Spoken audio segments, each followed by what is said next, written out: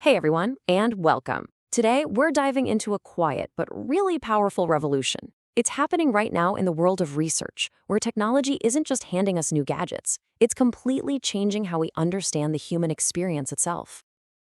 For the longest time, qualitative research has been our way of digging deep. It's how we get past the simple numbers to really get to the heart of why people do what they do. It's all about capturing those rich, messy, and totally human stories that data tables just can't show you. Okay, so let's get on the same page real quick. Quantitative research, that's all about the numbers, the how many. It gives us the big picture. But qualitative research, what we're focusing on, that's all about the why and the how. It's where we find the context, the depth, and all the juicy details behind the data. So here's how we're going to break this down. We're looking at four huge shifts. First, how research basically moved online. Second, how AI is becoming a researcher's new best friend. Or maybe not. Third, how the whole power dynamic is flipping. And finally, we'll get into the brand new ethical minefield that everyone's trying to navigate. All right, first up, the shift to digital. For decades, doing this kind of research meant sitting in a room with someone face to face. But now, the interview room, the focus group, the field notes, they've all broken free from physical walls. It's all happening online. And wow, the benefits here are huge. Think about it. All of a sudden, with tools like Zoom, a researcher in one country can talk to someone on the other side of the planet. This makes studies way more diverse and inclusive.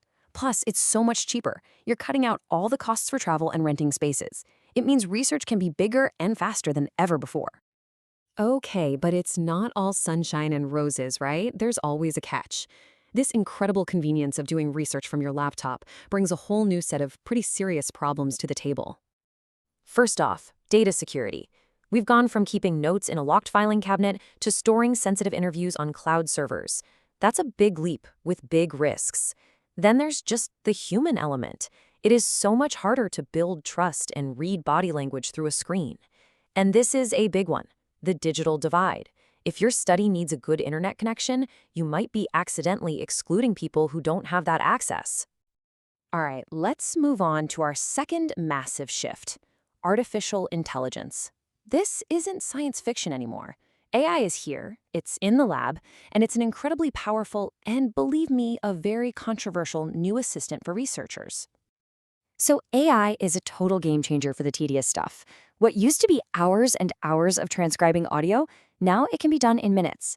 AI can also comb through mountains of text to find patterns and themes, or even try to figure out if someone's tone is positive or negative. I mean, the power here to chew through massive amounts of data is just incredible.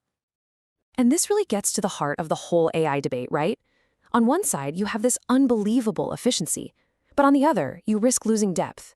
An algorithm is great at spotting a word, but it has no idea what sarcasm is. It can't get irony. It doesn't understand the cultural context that gives words their real meaning. So you gotta be careful. This powerful tool comes with some really serious strings attached. AI models can actually learn and even amplify the biases that already exist in society, which is a huge problem. Then there are the privacy issues of uploading sensitive data to a third-party service. And maybe the biggest risk? Researchers just blindly trusting the AI's output, leading to conclusions that are fast but flat and shallow. All this tech stuff we're talking about, it's actually leading to something way deeper, something more philosophical. It's about a fundamental change in the relationship between the researcher and the person being researched. So, check this out. This shows how much things have changed. The old way was often extractive. A researcher comes in, gets their data, and leaves. But now we're moving towards a true partnership. We're seeing participants become co-researchers who help design the study from the very beginning. Their own lived experience is finally being treated as a valuable form of expertise. But let's be real, this is way easier said than done. Just because you want to collaborate doesn't mean the power imbalance between, say, a university professor and a community member just vanishes. This kind of deep partnership also takes a ton of time, which doesn't always mesh with tight academic deadlines. And frankly, a lot of big institutions are still set up to favor the old traditional ways.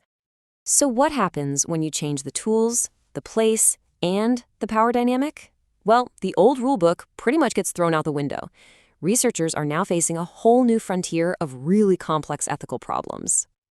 Let's tackle one of the biggest new puzzles researchers are facing. In the old days, you knew when to stop collecting data. You reached a point called saturation. But what on earth does that even mean in a world of infinite data? So, saturation, it's kind of the classic gold standard in research. It's that point of diminishing returns.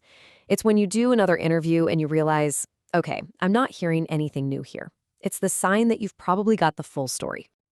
But big data just shatters that old model. We're talking about a constant, real time flood of information. The sheer volume, the speed, the variety of it all, from text to images to video, it makes it basically impossible to ever say you've seen everything. How do you ever reach saturation when the data just never stops? And this leads to some seriously tricky new ethical questions. For example, just because you post something publicly on social media, does that mean it's fair game for a researcher to collect and analyze it without you ever knowing?